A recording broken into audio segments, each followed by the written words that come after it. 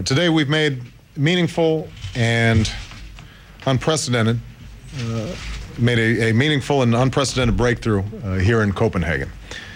For the first time in history, all major economies have come together to accept their responsibility to take action to confront the threat of climate change.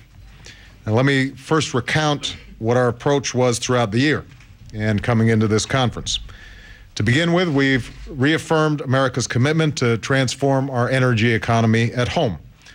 We've made historic investments in renewable energy that have already put people back to work.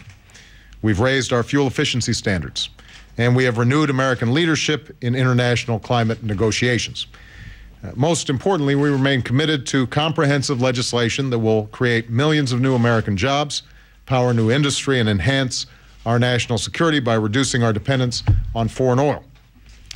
That effort at home serves as a foundation for our leadership around the world.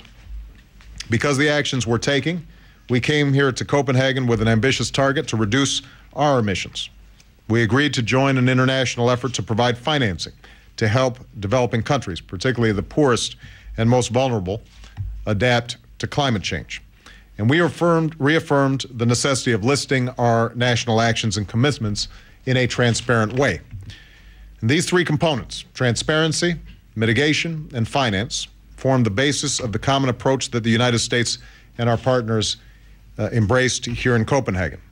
Throughout the day, we worked with many countries to establish a new consensus around these 3 points, a consensus that will serve as a foundation for global action to confront the threat of climate change for years to come.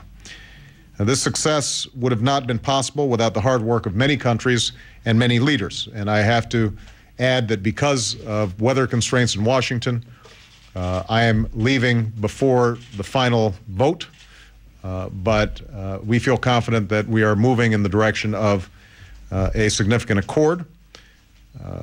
In addition to our close allies who did so much to advance this effort, I worked throughout the day with Prime Minister Meles of Ethiopia, who was representing Africa, as well as Premier Wen of China, Prime Minister Singh of India, President Lula of Brazil, and President Zuma of South Africa to achieve what I believe will be an important milestone. Earlier this evening, I had a meeting with the last 4 leaders I mentioned from China, India, Brazil, and South Africa. And that's where we agreed to list our national actions and commitments, to provide information on the implementation of these actions through national communications with international consultations and analysis under clearly defined guidelines. We agreed to set a mitigation target to limit warming to no more than 2 degrees Celsius, and importantly, to take action to meet this objective consistent with science.